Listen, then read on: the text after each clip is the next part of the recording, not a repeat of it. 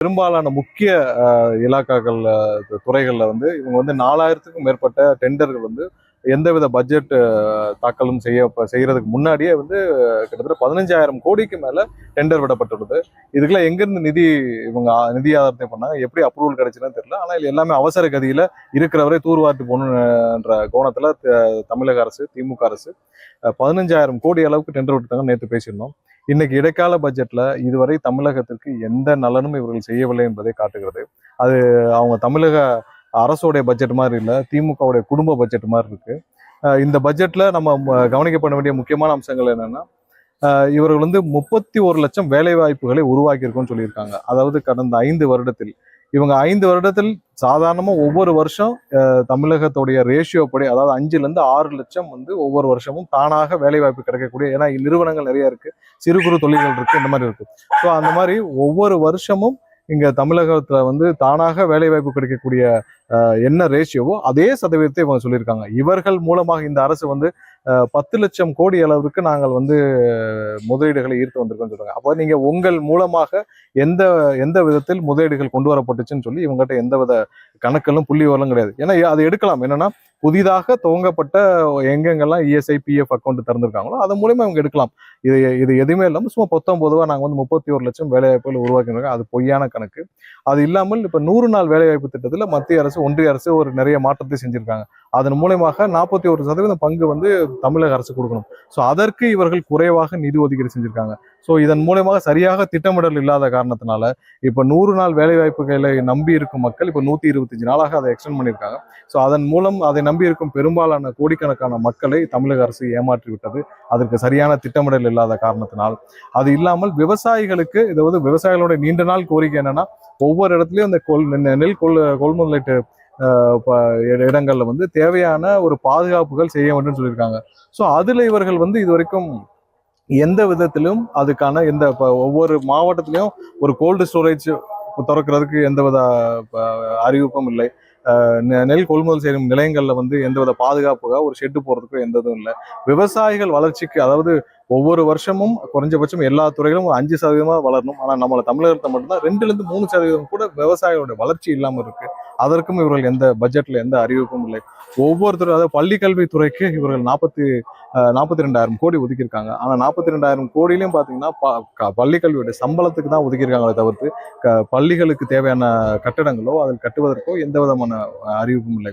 இன்னொரு பெக்குலரான விஷயம் என்ன பார்த்தோம்னா, 8,200 கோடி ரூபாய் இவர்கள் வந்து கோயிலுக்கு பராமரிப்புக்கு நாங்கள் வந்து 5 வருஷத்துல செலவு பண்ணியிருக்கோம்னு சொல்லியிருக்காங்க. 5 வருஷத்துல 8,200 கோடி ரூபாய் வந்து இவர்கள் செலவு செய்திருக்கிறார்கள் என்றால் அது எங்கெங்க செலவு செய்திருக்காங்கன்னு கண்டிப்பா இவர்கள் ஒரு வெள்ளை அறிக்கையை வெளியிட வேண்டும். ஏன்னா கோயில்களுக்கு இவர்கள் செலவு செய்தது எந்த கணக்கிலும் யாரும் கேட்க முடியாதவாறு ஒவ்வொரு இடத்திலும் பெரும்பாலும் சேகர்பாபு அவர்கள் முறைகேடு செய்துள்ளதாக ஆங்காங்கே புகார்கள் வந்துள்ளது. ஸோ அதன் மூலமா இப்ப 8,200 கோடினா இது பெரிய மலைப்பாக இருக்குது. 8,200 கோடி 5 வருஷத்துல கோயிலுக்கு பராமரிப்புக்கு திருப்பணிக்கு நாங்கள் செலவு பண்ணியிருக்கோம்னா மிகப்பெரிய ஒரு முறைகேடுகள் இதற்குள்ள நடந்திருக்க மாதிரி தெரியுது. நெடுஞ்சாலைத்துறை எல்லாத்துலயுமே ஏற்கனவே டெண்டர் விட்டுட்டாங்க.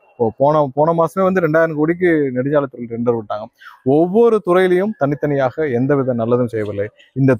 இந்த பட்ஜெட்ல நம்ம எதிர்பார்த்த ஒரு முக்கியமான விஷயம் என்னன்னா, கேஸ் மானியம் 100 ரூபாய் தரேன்னு சொல்லியிருந்தாங்க இவர்களை வாக்குறுதியாக. அதை கொடுக்கவில்லை.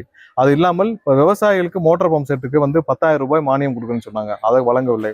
அது இல்லாம மின்சார வாரியத்துல வந்து மின்சாரம் கட்டணத்துக்கு வந்து மாதந்தோறும் மின்சார கட்டணம்னு சொல்லியிருந்தாங்க. அதுக்கு அறிவிப்பாளர் நினைச்சோம், அது அறிவிக்கல. பொதுமக்களுக்கு மொத்தமா ஒண்ணு சொல்லிக்கிறோம், நீங்க கடைசியா வாங்கின அந்த 1,000 ரூபாய் இந்த 5,000 தான் இருக்கும். இந்த 5,000க்கு அப்புறம் இவர்கள் கண்டிப்பாக உங்களுக்கு எந்த நிதியும் தரப்போவதில்லை. ஏற்கனவே இவங்க சொன்னாங்கல்ல, வந்த உடனே மாதம் 1,000 ரூபாய் தருவேன்னு சொன்னாங்க. 30 மாதம் கழிச்சு தான் உங்களுக்கு அந்த பணத்தையே கொடுத்தாங்க. இப்பயும் அதே மாதிரிதான் இந்த கடைசியாக கொடுத்த 5,000 ரூபாயோட இதை முடிச்சு கட்டி விடுவார்கள். இவர்கள் திரும்பவும் வந்தால் கண்டிப்பாக உங்களுக்கு 1 ரூபாய் கூட கொடுக்க போறதில்லை. கடைசி வருஷம் இதே மாதிரி ஒரு 4,000 5,000 போட்டு முடிச்சிருவாங்க. இனிமேல் உங்க அக்கௌண்ட்ல இந்த 1,000 ரூபாய் சம்பந்தமாக இந்த திமுக அரசு 1 ரூபாய் கூட வரவு வைக்க மாட்டார்கள். அதற்கான எந்த அறிவிப்பும் இந்த பட்ஜெட் இல்லை. ஸோ மொத்தமாக இவர்கள் தமிழக மக்களின் தமிழக வளங்களையும் சுருட்டும் பட்ஜெட்டாக இது திமுக அரசுடைய குடும்ப பட்ஜெட்டாக இருக்கு. 5 பைசா தமிழக மக்களுக்கு, இதனால் பாமர மக்களுக்கு, ஏழை எளிய மக்களுக்கு, சிறு குறு தொழில்களுக்கு எந்த வகையிலும் எதுவுமே பிரயோஜனமே இல்லை. இந்த வருஷம் பார்த்தீங்கன்னா டெபிசிட், அதாவது 22,000 கோடி அளவுக்கு டெபிசிட் காட்டியிருக்காங்க. அதாவது 10 லட்சம் கோடியை தாண்டியது கடன். ஆனால் இவர்கள் வருவாயை பெருக்கிறதுக்கு எதுவுமே செஞ்சதில்லை. அதாவது சிறப்பு திட்ட அமலாக்கத்துறைன்றதுக்கு தான் உதயநிதியை போட்டாங்க. உதயநிதியாக ஏதாவது செஞ்சிருக்காருன்னு பார்த்தா அதுவும் செய்யல. வருவாயை பெருக்கிறதுக்கு இவங்க ஒரு புதிய திட்டங்கள், அரசுடைய வருவாயை பெருக்கிறதுக்கு கடைசியாக காமராஜர் காலத்தில், எம்ஜிஆர் காலத்தில் கொண்டு வரப்பட்ட பொதுத்துறை நிறுவனம் மூலம் தான் வருவாய் இருக்கு. அதையும் இவர்கள் நஷ்டத்தில் இயங்க வைத்து விட்டார்கள். எந்த விதத்திலும் வருவாயை பெருக்கிறதுக்கு இவங்க தமிழக அரசால இதுவரைக்கும் புதுசா எந்த அறிவிப்பும் வரலை. தனியாக அவர்கள் குடும்பங்கள் செய்யும் தொழில்கள் மட்டுமே வளர்ந்துகிட்டு இருக்கு. தமிழக அரசு நொடிஞ்சு போய் நோயாளியாக படுக்கை அறையில் தான் கொண்டு போய் வைக்க வேண்டிய அளவு தான் இந்த இந்த தமிழக அரசு என்ஜின் இருக்கு. ஸோ மொத்தமாக தமிழக மக்களுக்கு ஒரு விரோதம் அளிக்கும் பட்ஜெட்டாக தான் இருக்கு. இந்த பட்ஜெட்டை முதல்வர் எக்ஸ்ட்ரா போட்டிருக்காரு. தமிழ்நாடு தான் இந்தியாவிற்கான மாடல்.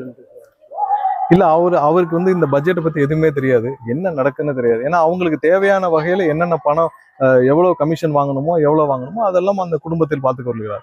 ஸோ அவருக்கு இந்த இந்த பட்ஜெட்ல என்ன வாசிக்கப்பட்டுள்ளது, அவருக்கு இந்த பட்ஜெட் அவர்களுக்கு என்ன தேர்தல் வாக்குறுதி என்ன கொடுத்தார்கள், எதுவுமே அவருக்கு தெரியாது. இது மொத்தமாக தமிழக மக்களுக்கு விரோதமான பட்ஜெட்டா இருக்கும்.